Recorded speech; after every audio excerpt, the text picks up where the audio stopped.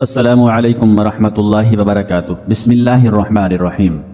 دشمن جب محلے چھوڑ دے یا شہر سے نکل جائے تو سکون مل جائے، لیکن مسلمانوں نے جب مکہ چھوڑا اور تمام جائیدادیں کفار کے حوالے کر کے مکہ سے 300 میل دور مدینہ میں جا آباد ہوئے تو کفار پہلے سے بھی زیادہ بے قرار ہو گئے۔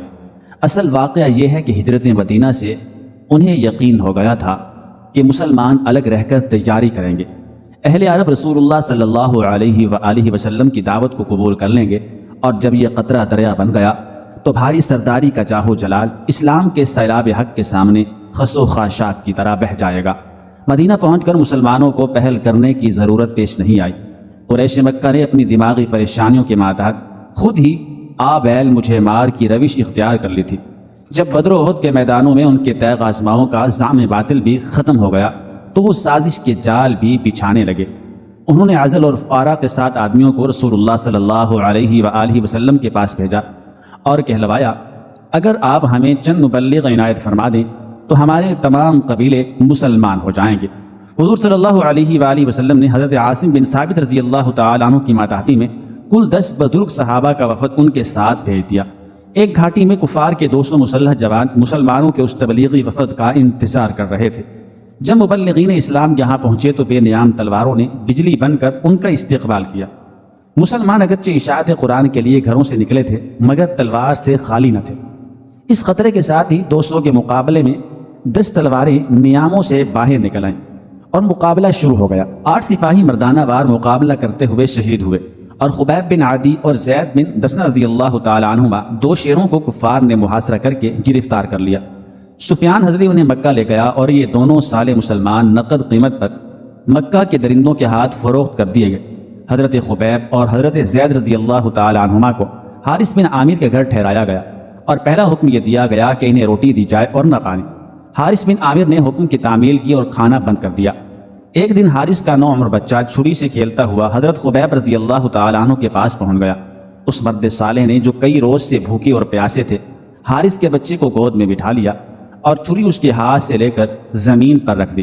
جب ماں نے پلٹ کر دیکھا تو حضرت خبیب رضی اللہ تعالیٰ عنہ چھری اور بچہ لیے بیٹھے تھے۔ عورت چونکہ مسلمانوں کے کردار سے ناواقف تھی، یہ حال دیکھ کر لڑکھڑا گئی اور بے تابانہ چیخنے لگی۔ حضرت خبیب رضی اللہ تعالیٰ عنہ نے عورت کی تکلیف محسوس کی تو فرمایا، بی بی تم مطمئن رہو، میں بچے کو ذبح نہیں کروں گا، مسلمان ظلم نہیں کیا کرتے۔ ان الفاظ کے ساتھ ہی خبیب رضی اللہ تعالیٰ عنہ نے گود کھول دی۔ معصوم بچہ اٹھا اور دوڑ کر ماں سے لپٹ گیا۔ قریشی نے چند روز انتظار کیا۔ جب فاقہ کشی کے حکام اپنے مقصد میں کامیاب نہ ہو سکے تو قتل کی تاریخ کا اعلان کر دیا گیا۔ کھلے میدان میں ایک ستون نصب تھا اور یہ اپنی بے بسی پر رو رہا تھا۔ اس کے چاروں طرف بے شمار آدمی ہتھیار سنبھالے کھڑے تھے، بعض تلواریں چمکا رہے تھے، بعض نیزے تان رہے تھے، بعض کمان میں تیر چھوڑ کر نشانہ ٹھیک کر رہے تھے کہ آواز آئی، خبیب چلا آ رہا ہے۔ مجمع میں ایک شور محشر بپا ہو گیا، لوگ ادھر ادھر دوڑنے لگے۔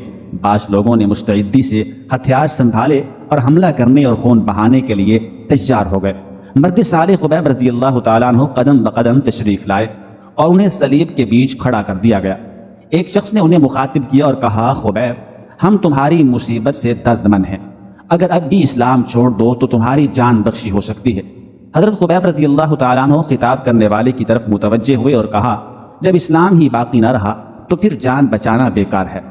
اس جواب کی ثابت قدمی بجلی کی طرح پرشور بھیڑ پر گری۔ مجمع ساکت ہو گیا اور لوگ دم بخود رہ گئے۔ خبیب کوئی آخری آرزو ہے تو بیان کرو۔ ایک شخص نے کہا، کوئی آرزو نہیں، 2 رکعت نماز ادا کروں گا۔ حضرت خبیب رضی اللہ تعالیٰ عنہ نے فرمایا، بہت اچھا، فارغ ہو جاؤ۔ ہجوم سے آوازیں آئیں، پھانسی گڑی ہوئی ہے۔ حضرت خبیب رضی اللہ تعالیٰ عنہ اس کے نیچے کھڑے ہیں تاکہ اللہ کی بندگی کا حق ادا کریں۔ خلوص و نیاز کا اصرار ہے کہ زبان شاکر جو حمد حق میں کھل چکی ہے اب کبھی بند نہ ہو، دستے نیاز جو بارگاہ کبریا میں بن چکے ہیں اب کبھی نہ کھلیں، رکوع میں جھکی ہوئی کمر کبھی سیدھی نہ ہو، سجدے میں گرا ہوا سر کبھی خاکی نیاز سے نہ اٹھے، ہر بند منہ سے اس قدر آنسو بہیں کہ عبادت گزار کا جسم تو خون سے خالی ہو جائے مگر اس کے عشق و محبت کا چمن اس انوکھی آبیاری سے رشک فردوس بن جائے۔ سیدنا خبیب رضی اللہ تعالیٰ عنہ کا دل محبت نواز عشق و نیاز کی لذتوں میں ڈوب چکا تھا کہ عقل مصلحت کیش نے انہیں روکا، اور ایک ایسی آواز جسے صرف شہیدوں کی روح ہی سن سکتی ہے، انہیں روح اسلام کی طرف سے یہ پیغام دیا کہ اگر نماز زیادہ لمبی کرو گے تو کافر یہ سمجھے گا کہ مسلمان موت سے ڈر گیا ہے۔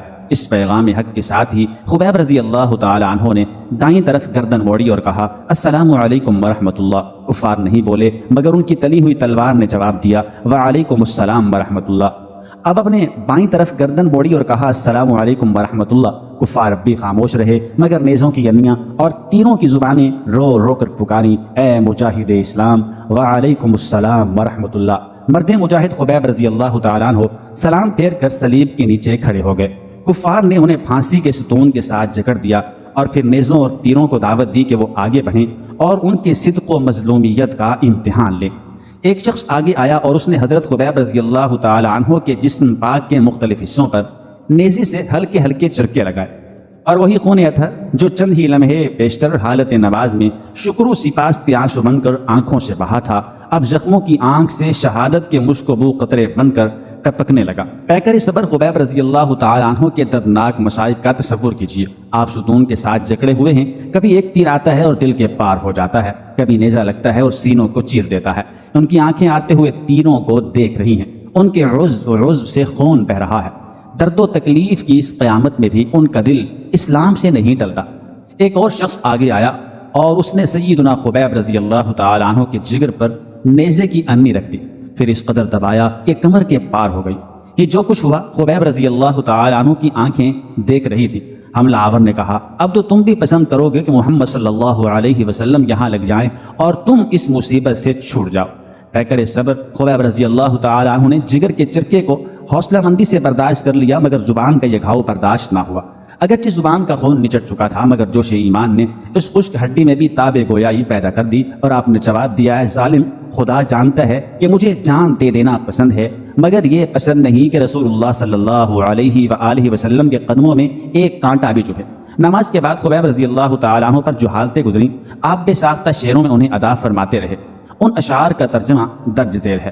لوگ انبوہ در انبوہ میرے گرد کھڑے ہیں، قبیلے، جماعتیں اور جتھے، یہاں سب کی حاضری لازم ہو گئی ہے۔ یہ تمام اجتماع اظہار عداوت کے لیے ہے۔ یہ سب لوگ میرے خلاف جوش و انتقام کی نمائش کر رہے ہیں اور مجھے یہاں موت کی کھونٹی سے باندھ دیا گیا ہے۔ ان لوگوں نے یہاں اپنی عورتیں بھی بلا رکھی ہیں اور بچے بھی، اور ایک مضبوط اور اونچے اسٹون کے پاس کھڑا کر دیا گیا ہے۔ لوگ کہتے ہیں کہ اگر میں اسلام سے انکار کر دوں تو یہ مجھے آزاد کریں گے، مگر میرے لیے ترک اسلام سے قبول موت زیادہ آسان ہے۔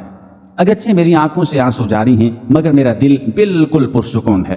میں دشمن کے سامنے گردن نہیں جھکاؤں گا، میں فریاد نہیں کروں گا، میں خوف زدہ نہیں ہوں گا، اس لیے کہ میں جانتا ہوں کہ اب اللہ کی طرف جا رہا ہوں۔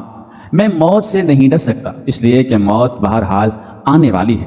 مجھے صرف ایک ہی ڈر ہے اور وہ دوزخ کی آگ کا ڈر ہے۔ مالک عرش نے مجھ سے خدمت لی ہے اور مجھے صبر و ثبات کا حکم دیا ہے۔ اب کفار نے زد و کوب سے میرے جسم کو ٹکڑے کر ڈالا ہے اور میری تمام امیدیں ختم ہو گئی ہیں۔ میں اپنی عاجزی، بے چینی اور بے بسی کی اللہ سے فریاد کرتا ہوں۔ نہیں معلوم میری موت کے بعد ان کے کیا ارادے ہیں۔ کچھ بھی ہو، جب میں راہ خدا میں جان دے رہا ہوں تو یہ جو کچھ بھی کریں گے مجھے اس کی کوئی پرواہ نہیں۔ مجھے اللہ کی ذات سے امید ہے کہ وہ میرے گوشت کے ایک ایک ٹکڑے کو برکت عطا فرمائے گا۔ اللہ جو کچھ آج میرے ساتھ ہو رہا ہے اپنے رسول کو اس کی اطلاع پہنچا دے۔ حضرت سعید بن عامر رضی اللہ تعالیٰ عنہ حضرت فاروق اعظم رضی اللہ تعالیٰ عنہ کے عامل تھے۔ بعض اوقات آپ کو بیٹھے بیٹھے دورہ پڑتا تھا اور آپ وہیں بے ہوش ہو کر گر پڑتے۔ ایک دن عمر رضی اللہ تعالیٰ عنہ نے پوچھا آپ کو یہ کیا مرض ہے؟ جواب دیا میں بالکل تندرست ہوں اور مجھے کوئی مرض نہیں ہے۔ جب خبیب رضی اللہ تعالیٰ عنہ کو پھانسی دی گئی تو میں اس مجمع میں موجود تھا۔ جب وہ ہوش ربا واقعات یاد آتی ہیں تو مجھ سے سنبھلا نہیں جاتا اور میں کام کر بے ہوش ہو جاتا ہوں۔